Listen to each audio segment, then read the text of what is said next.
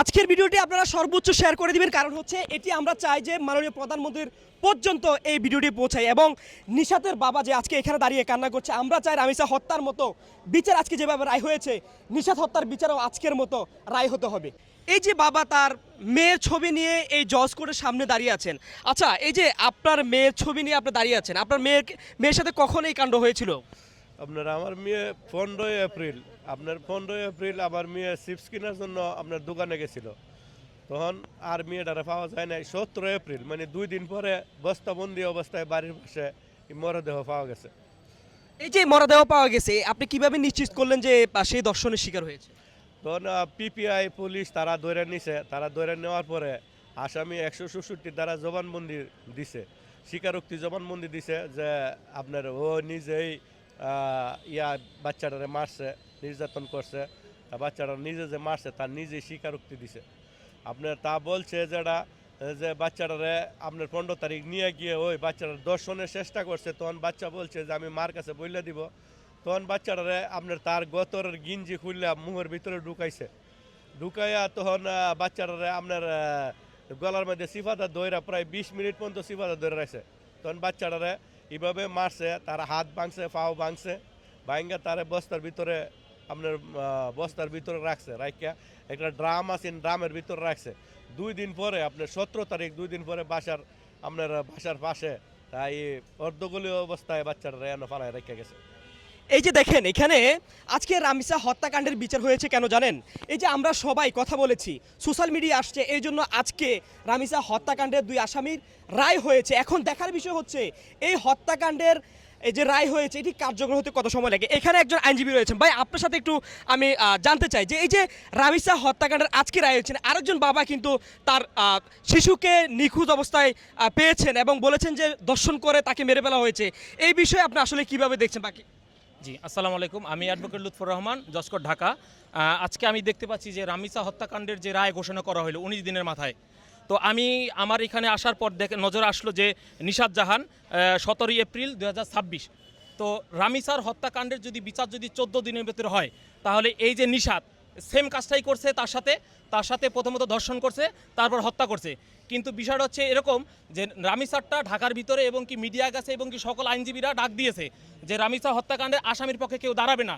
আমাদের আবুল কালাম আজাদ স্যার, ঢাকা বারের যে সাধারণ সম্পাদক, সে বলছে আসামির পক্ষে কেউ দাঁড়াবে না। কিন্তু এটা হচ্ছে ব্রাহ্মণবাড়িয়া, তাই না? ব্রাহ্মণবাড়িয়া যারা সভাপতি সাধারণ সম্পাদক আছে, আমার এই স্পিচ যদি শুনতে পান, তাহলে আপনাদের বারের থেকেও করেন যে তার আসামির পক্ষে কেউ যেন ওকালতনামা না কিনে সেখানে কেউ যেন না দাঁড়ায়। রাষ্ট্রপক্ষ আইনজীবী নিয়োগ করবে। রাষ্ট্রপক্ষ আইনজীবী নিয়োগ করলে সেক্ষেত্রে বিচার পাওয়া অনেকটা নিশ্চিত হয়। তা আমি শুধু একটা কথা বলবো যে মাননীয় প্রধানমন্ত্রীকে আমি এই বিষয়টা নিয়ে, রামিসা নিয়ে মাননীয় প্রধানমন্ত্রী পর্যন্ত আমি বলেছিলাম যে দ্রুত কার্যকর করা হোক বিচারগুলো।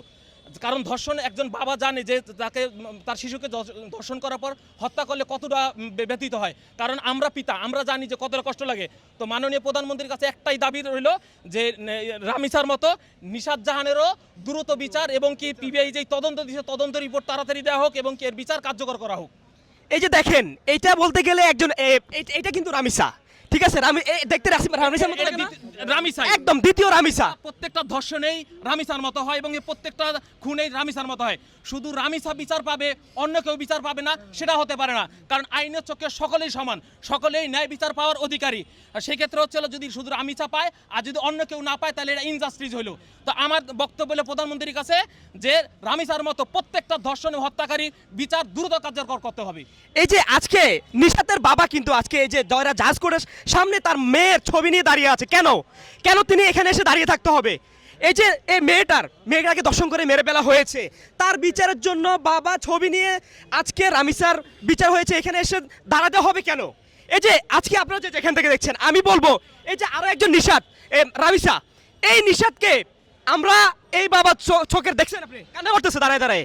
আমরা চাই, মাননীয় প্রধানমন্ত্রীর দৃষ্টি আকর্ষণ করছি যে নিশাত জাহানের এই বিচার আপনি রামিসা হত্যাকাণ্ডের মতো করতে হবে। এবং আমরা সবার জায়গা থেকে, এখানে আমাদের আইনজীবী ভাইরা রয়েছেন এবং মানবাধিকার কর্মীরাও রয়েছেন, আমরা চাই প্রত্যেকের জায়গা থেকে এই নিশাত জাহানের পাশে এসে দাঁড়াই, ওনার বাবার পাশে এসে দাঁড়াই, আমরা যেন নিশাত জাহানের যে হত্যাকাণ্ড হয়েছিল তার বিচার যেন আমরা সুস্থ বিচার পাই। আচ্ছা, আপনি একজন মানবাধিকার কর্মী হিসাবে এই যে নিশাত জাহানের যে হত্যাকাণ্ড এভাবে এটা কিভাবে দেখছেন? এই যে একজন বাবা এখানে দাঁড়িয়ে কান্না করছেন, এটা কি কতটুকু এই যে একটা রাষ্ট্রের বিচারহীনতা হলে দাঁড়াইতে পারে, আপনি কিভাবে দেখেন এটা? আসলে এটা আসলে খুব দুঃখজনক যে আজকে নিশাতের বাবা দায়রা জজের সামনে দাঁড়িয়ে আছেন এই ছবিটা নিয়ে। আসলে শেষ পর্যায়ে আমরা এটা চোখে পড়েছে। তো আজকে কেন দাঁড়িয়ে থাকবেন এখানে? লামিসা যদি 19 দিনের ভিতরে যদি রায় হয়ে যান, তার আগের ঘটনা 17 এপ্রিল মেবি 17 এপ্রিলে নিশাতও এরকম দর্শন হয়ে তারও এরকম মার্ডার হয়েছেন। কিন্তু আজকে এই বাবা, আমি আরও কয়েকদিন আগেও দেখেছি মিডিয়ার ভিতরে, আরও কিছুদিন আগেও উনি এভাবে প্রতিবাদ করতেছেন। কিন্তু আমরা চাই মানবাধিকারের পক্ষ থেকে তার এই নিশাতের জন্য আমাদের মানবাধিকার থেকে পুরো বাংলাদেশে আমাদের প্রতিবাদ হোক। আপনারা যেভাবে লামিসার জন্য স্পষ্ট প্রতিবাদ করছেন, এই নিশাতের জন্য প্রতিবাদ করেন। এবং কি আমাদের অ্যাডভোকেট ভাই যিনি বলছেন যে এরকম দর্শনের পক্ষে কোনো আইনজীবী যেন না দাঁড়ান।